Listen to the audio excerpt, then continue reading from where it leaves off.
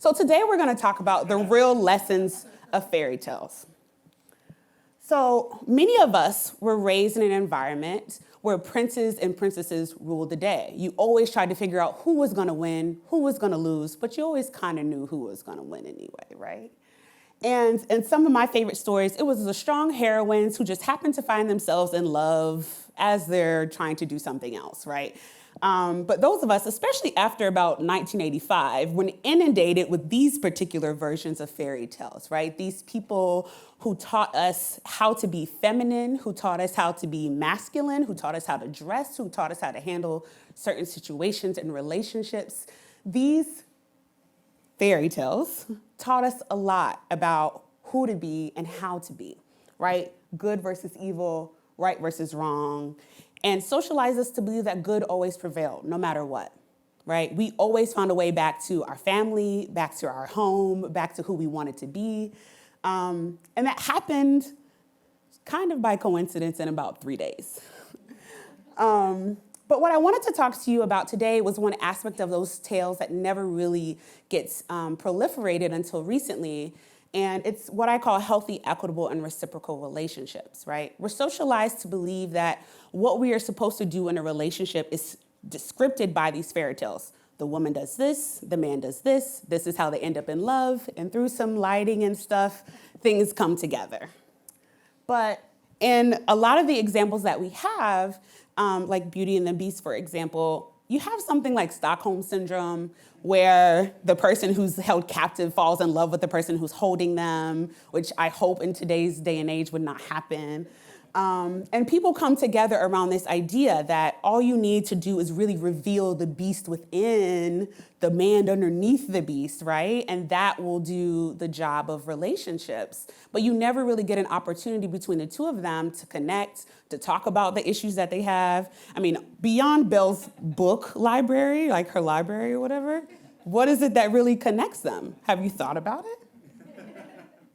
One of the other tales that I bring to question today is The Little Mermaid, which gets talked about a lot, right? A woman gives up her voice, right? The thing that ultimately connects her to her family. She has lots of sisters. They all sing together. The family is very connected through the voice.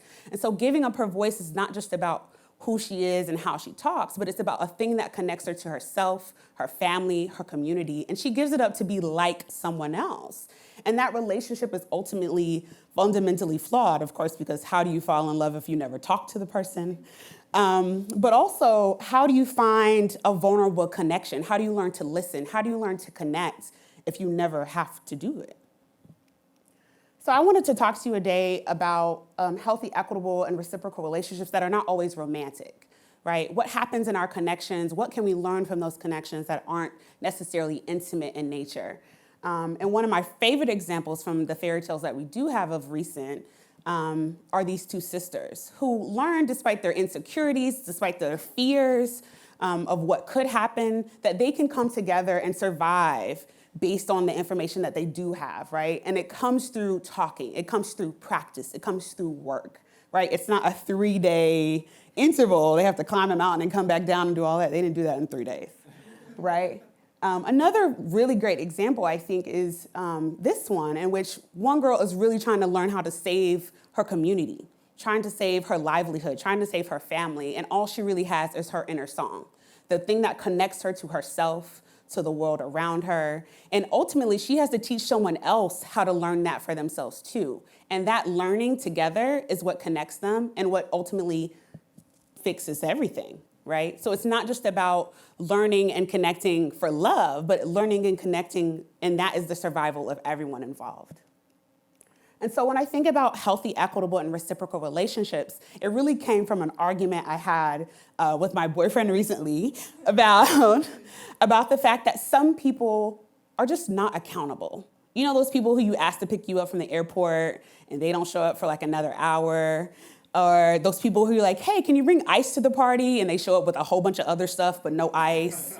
Those kinds of examples, right? You can think of those people in your life where you're like, if I really needed something, would I call her? No, probably not. And so when we think about healthy, equitable, and reciprocal relationships, particularly in this moment in time, I think it's important to think about those people that make you think good things about yourself, that make you think good things about them, that make you good things about the world and the ways that we're connected. And so when we think about those things, I think, we have to think about what it means to be healthy, right? Is it an argument? Is it something that's toxic? Does it make you feel bad about yourself? Does it make you smile after that engagement? Does it make you feel love, fun, and warm and fuzzy feelings afterward? Is it healthy? Is it equitable? Does it make you think, I gave a lot, this person is giving a lot, and we're both receiving something at the end of the day? It may not be the same thing, but it's beneficial to both people, right? Is it reciprocal? Meaning that both of you are feeding into this relationship. Both of you are connecting. Both of you are involved, right? If there's only one person who gets to carry away all the goods, is it really a relationship? And then when I think about relationships, the thing that connects us really is those cherished memories, those inside jokes, that laughter that you can't abate even when no one has said anything at all, right? Those are the things that make relationships healthy, equitable, reciprocal. And so when we think about building healthy, equitable, and reciprocal relationships, I think it's ultimately about what I tell my students on a day-to-day basis. Many of them in my women's studies classroom think, I really just don't want to be confrontational with somebody. I don't want to say, hey, you're stepping on my boundary. Hey, you're infringing on who I am. Hey, you're getting in the way of the thing that I really want to do with my life. And I tell my students all the time, there's no way to change the world if we never tell somebody where our boundaries are. If you say, hey, this isn't a healthy situation for me, and I need to explain to you what you need to do to fix it, right? This isn't really equitable. I feel like I'm doing everything in this group project, right? And we need to figure out a way to work better, right? This isn't really reciprocal. I'm not getting anything out of this relationship. How can we fix it and make it better?